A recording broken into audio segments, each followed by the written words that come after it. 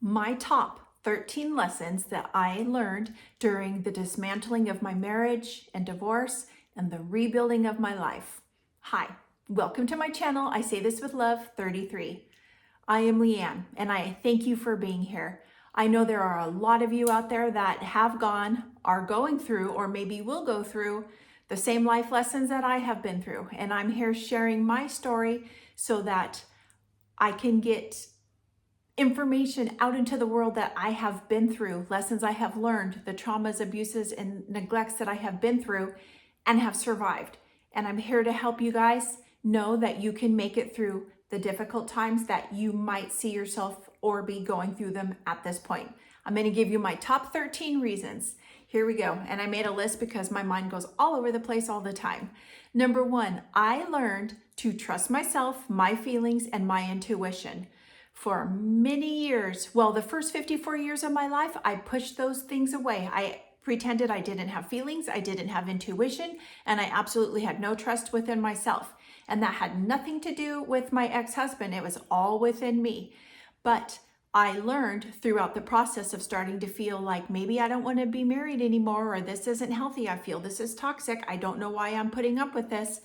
And I started to listen to my gut and my intuition. And since then, since I've been on my journey of healing and making it beyond those hard lessons, I'm telling you now, listen to your body, listen to your gut. It never proves you wrong. We, in our crazy, hectic world, in this Western world that we live in, are so busy, so anxious, so stressed out, so overcaffeinated, all the things, and we don't listen to our body. And we basically kind of neglect and abuse our bodies. We overwork them or we underwork them. We starve them or we overfeed them. And we're always looking for something that's gonna bring us a mask, like something to give us comfort. So we're gonna overeat, or we're gonna go work out so much that it, hurts, blah, blah, blah, all the things. Been there, done that. So just listen to your gut. Give yourself grace. It's okay. Number two, I learned how to breathe. I'm gonna have to say, for the first 54 years of my life, I was like a cat in the ceiling. I was constantly in fight or flight because of the life that I came here to live and all the hard lessons that I had to live. So unknowingly, unconsciously, I would go day by day, just like intense and stress and always like rigid and stiff, but I didn't necessarily feel that or know that. But I was always like, hurry, quick, rigid, stiff, like do all the things and just get by like a robot. And I didn't know that back then, but now that I'm here at this base and I saw, I'm like, oh my God, I would, you're moving so fast and you're so stressed out and you're so concerned like what might happen, or you have so much fear within that you're just going way too fast, and accidents occur when you go way too fast, and you might trip and break something, or something's gonna happen, and you're like, God, if I just would have went a little bit slower. And so I have learned how to breathe and slow down. It's okay to slow down. Slow the pace of your life down. If you are in a space where you are making maybe some significant life-altering changes in your world, breathe, slow down, and allow yourself grace. It's okay.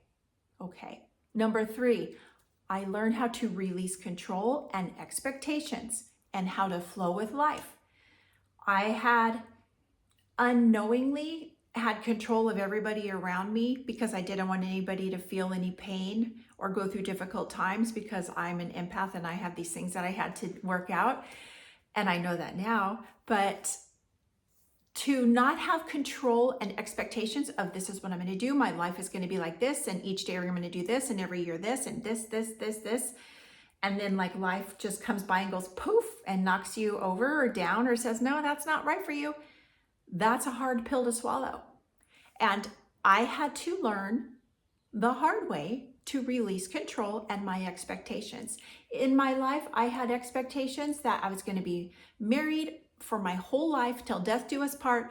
My kids are going to grow up, have their own kids. They're all going to come to my house every Sunday. We're going to be this big, happy family. I'm going to have this beautiful family home where the garden is beautiful and everything is just like, blah, like a storybook. And no, that didn't take place because that wasn't in line for my highest path and my highest self. And I learned with the breakup and the realization and the me actually admitting that I'm not happy in my marriage and I do want a divorce. And I just didn't know how that was going to take place. And I didn't know how I was going to find the strength to get through that period of time. And I just like threw my hands up and let it flow. And I thought to myself, and I remember saying this out loud, and praying, God, I want a divorce. I can't live like this anymore. I'm dying. And I don't know what to do. So I'm just throwing my hands up and I'm giving it to you. I know you know what to do. So I am shutting myself down and I am letting it flow with you. And honest to God, since that moment, and I released that control, the red carpet has been rolled out and things have just beautifully been placed in line with what I need. And I am not just blowing smoke up your butt. This is full truth and it's absolutely beautiful. I learned to let go and let God, because God, source, almighty, the universe, whatever you believe in, has and knows everything that's taking place, that will take place, everything that is already in your path if you choose to align with it. And we kick and we scream and we fight and we're like, no, like me, I took vows, I can't get divorced, I'm gonna go to hell, I'm gonna just screw up my whole family, I'll never make it, I'll live in the gutter. Like all the things that I was told and manipulated and gaslit about, and that I still had those thoughts and beliefs within me in my core, I had to work through that and let go. I let go and I let God begin the process of healing. And I did that through learning to like myself again through yoga, which was something brand new to me. And now I am a full-fledged yogi and I just love it. I open my heart and my soul to just receiving what the universe and God is going to give me. And I highly recommend it. And it's not something that you have to go do or say or pay for or anything. It's something within you privately, your inner self. You can say it quietly, but I do say this, that when you speak outwardly, your words are like a magic wand and they go out into the universe, and you have a little more you're a little more magnetized to God, source, universe, when you say those words out loud, and then you're going to be held accountable for that. So try that. Another thing I learned, number 5, to observe and not judge myself mostly. My whole life, the first 54 years, I was very judgmental person. I was a woman that was judgmental of everybody else, everything, every material thing, but most importantly and most extremely and most detrimental, myself. And the reason I was so judgmental with everybody and everything around me is because I didn't feel good inside. Your outer world is a reflection of your inner world. And when I learned this, and I learned to trust myself, like myself, love myself, and just observe myself, like what in me gets like stirred up, or what in me feels like I'm not worthy of living unless I'm doing everything for everybody. What in me doesn't feel that I have the voice or the presence or the anything to take up space in a room. And when I began to observe these, I won't say deficiencies in my core self, because I was wounded inside and I had to go in deep and heal a lot of things to understand this. But when you can remove the judgment off yourself and just leave your ego over here and don't be so hard on yourself, like it's okay. It's okay that I made mistakes. It's okay that I want a divorce. It's okay that I don't know what in the hell is going to happen to me, but I know where my present moment and my future could not be anywhere as severe and horrific as my past. So just like threw my hands up, release control, I let go and I let God, And it's okay. It's okay. Everything happens the way it's supposed to happen, and it all happens in divine timing. And that is another thing that I learned. That is part of like number 6. Number 7, taking responsibility for my wants, my needs, and my desires. Because you know why? I finally learned my wants, my needs, and my desires are worthy. They're the most important thing to me. And as an empath and a person that didn't allow herself to take care of her needs or have self-care or fully love herself, this lesson is huge. You matter. Everything you want, desire, matters. If you've been told that's not what you want, or that doesn't mean anything, or that's unnecessary, or you're stupid, or like that's dumb, release all that. It is not.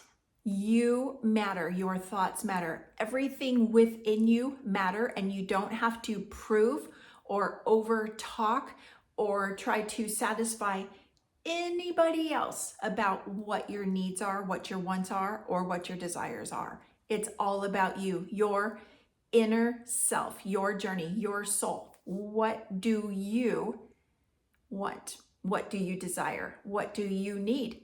Because this changes throughout our life as we evolve. And I was unable to allow that to happen. I was in denial. I would push it down, pretend it wasn't even a thing. Everybody else's needs, wants, and desires were a thing, but not mine.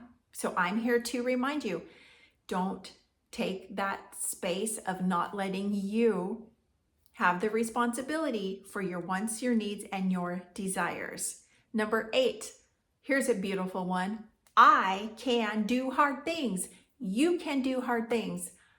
Think about this. If you're feeling like a victim and you're feeling like weak and at a point in your life where you might be at your rock bottom and you're just maybe numbing yourself and you're drinking and smoking and drugging and vaping and doing porn and over shopping and gambling, like all the things we do to numb ourselves because it doesn't feel good inside, stop and close your eyes and take a breath and think throughout your whole life, all the hard things that you have already made it through. And it doesn't matter that you're unable to deal with it, say like, and you have to numb yourself, but let that part go right now. But think about all the things that you have overcame, all the things you have conquered, all the things you have made it through.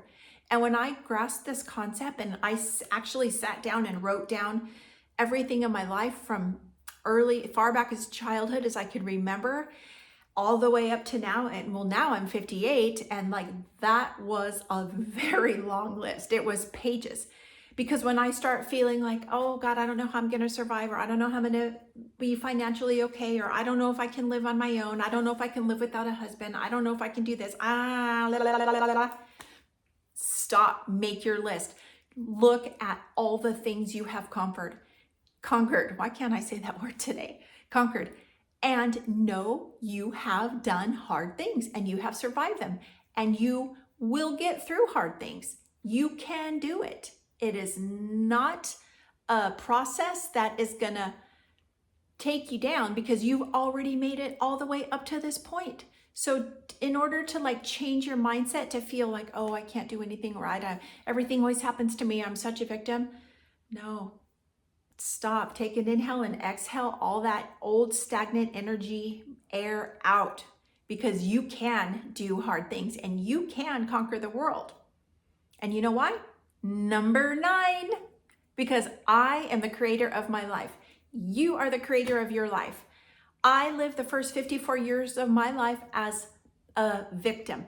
Unconsciously, I wasn't aware of this, but I thought, oh, poor me, like everything happened to me and I'm stuck here and this is what it is because this is the choice I made, and you're never allowed to change your mind and you're never allowed to go against the Bible or what the church tells you, not the Bible, but like what the church tells you, what society tells you, what your family tells you, what your religion tells you. You are the creator of your life, and only you have the control of your life. Nobody else can make you do anything. Now, I know we get into situations and traumas and trauma bonds. I've been there, I've done that. And I say all this with love because I have lived the life. And I'm a firm believer. if you talk the talk, you should have walked the walk. And I have walked this walk, and that's why I'm here sharing with you, because I know firsthand, because I experienced all this, you are the creator of your life. You are not a victim. And that mindset and the reasoning of yourself and going inward and being like, why do I feel like I don't have control of my life? Why do I feel like I'm making mistakes? Why do I feel like everything always happens to me? Well, instead of saying it happens to me, get that new mindset. Why is this happening for me? What is the lesson in this for me? Because if I'm not comfortable with it and it doesn't feel good in my heart and it's not expanding me and my gut feels like icky and contracted, then that right there is the golden nugget. You have the choice to make changes. You can either change it or stay in that victim mindset. It's a choice. But remember, you are the creator of your life. This empowered me so much, and it was so beautiful when I finally just like realized it. And I want to help you guys to get there, because nothing in this world, no bad relationship, no traumas, no nothing can take away the truth and the knowledge that we are all the creator of our life. And within us, we have inner strength, we have inner knowing, and we can have inner peace. Yes, it's going to take some time to get there. There's no magic pill. And you got to go in and you got to do some deep healing, some generational trauma healing, some inner child healing. But these are things that I've learned. And so here I am helping you guys. Number 10, only I have the power to make changes in my life. Nobody else has the power to make changes in your life. And while I was married and I was in the relationship for, I think, like 40 years, I always took the back seat willingly. That was my job. I was the co-pilot over here, and I let him be the pilot. But you are not a co-pilot. You are the pilot of your life, and you have the power to make changes. Your husband, your significant other, your parents, unless you're a child underage, nobody has the power to make the changes in your life. Only you do. So if you're waiting for validation, or you're waiting for somebody to come and sweep you off your feet and make the changes and just have this magical, beautiful life appear, it's not going to happen. Only you can make it happen, and only you have the power to do that. Nobody else has the power unless you give them the power. Number 11, I can live in peace and harmony with myself. I was so fearful when I was actually finally saying out loud, I want a divorce, and I had no idea how I was going to do this, how I was going to survive, how this raw, horrific, deep pain that you feel if you're starting that process of separating. And everything for the past 40 years in my life at that point was starting to like dismantle and come undone. And it's like I was on like a rope, just like hanging on for dear life. Like, oh my God, I don't know how I'm going to do it. I only know what I have had and what I have co-created. I only know this, and there's no other way. Like I just lived in a box.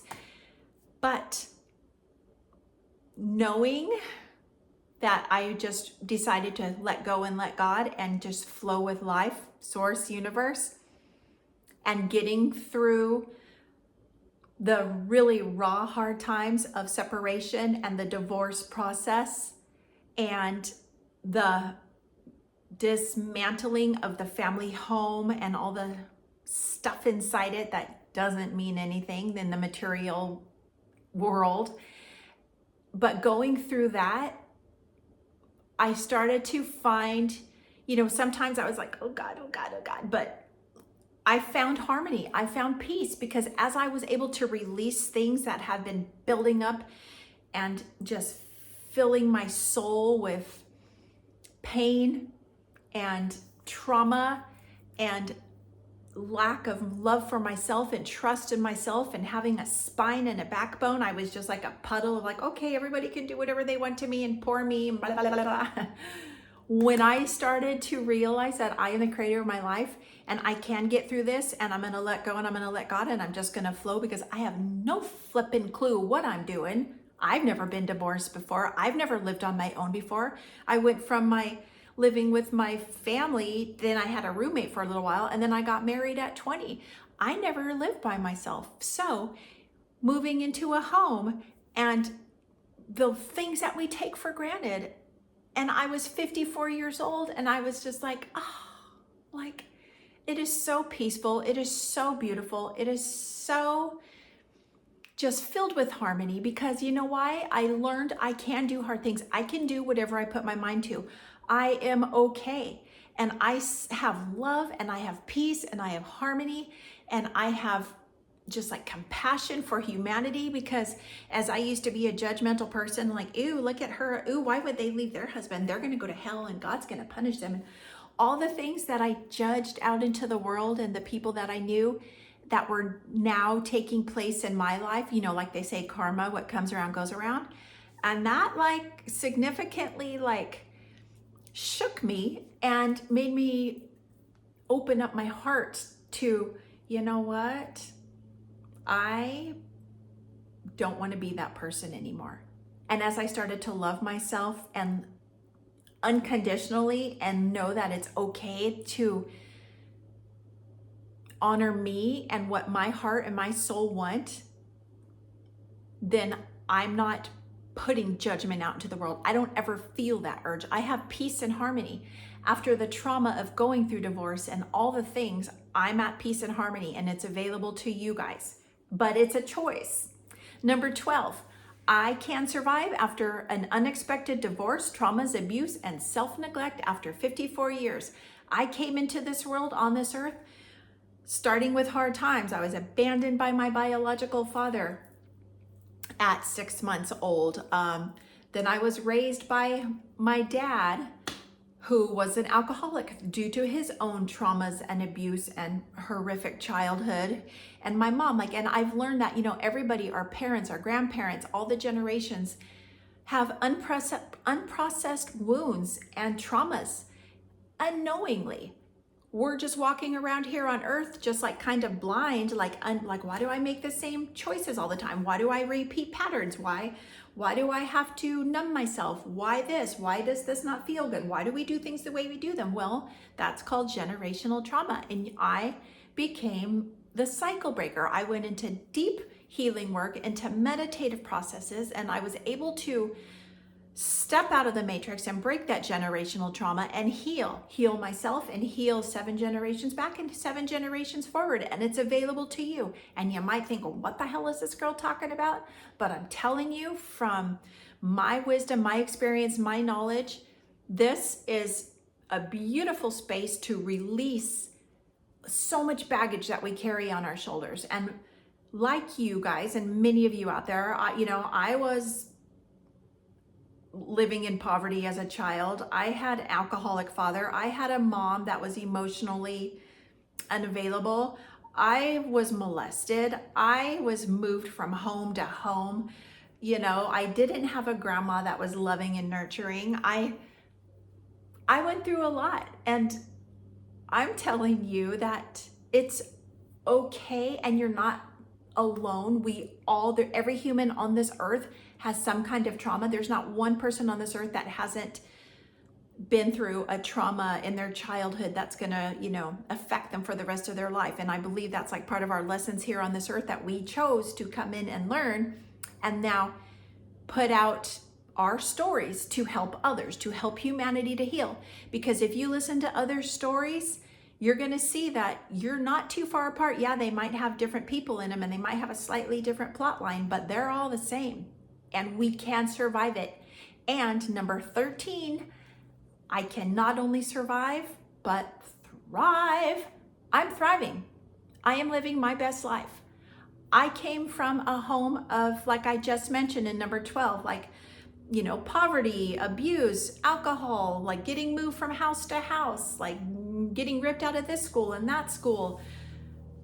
I jumped up, I got married. I had a narcissistic ex-husband.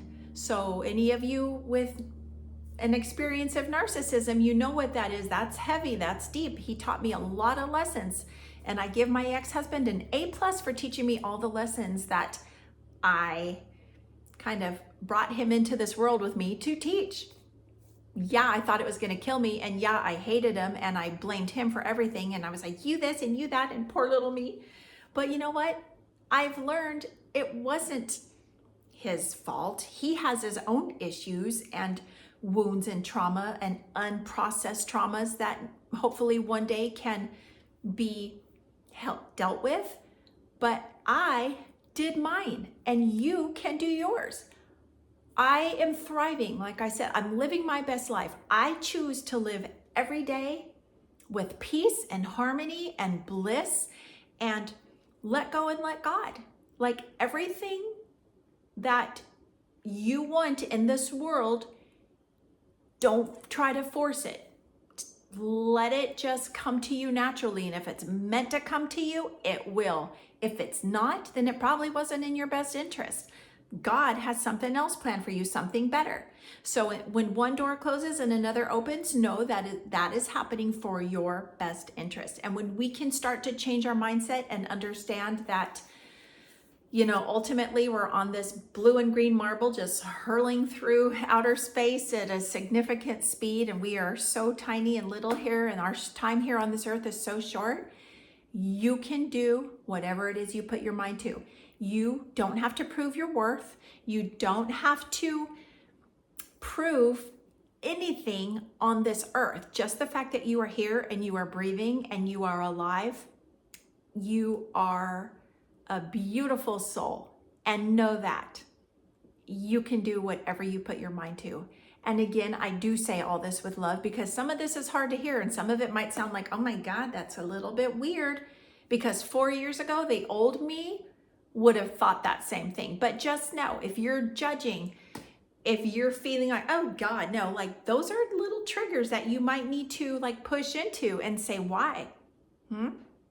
So again, I thank you for being here.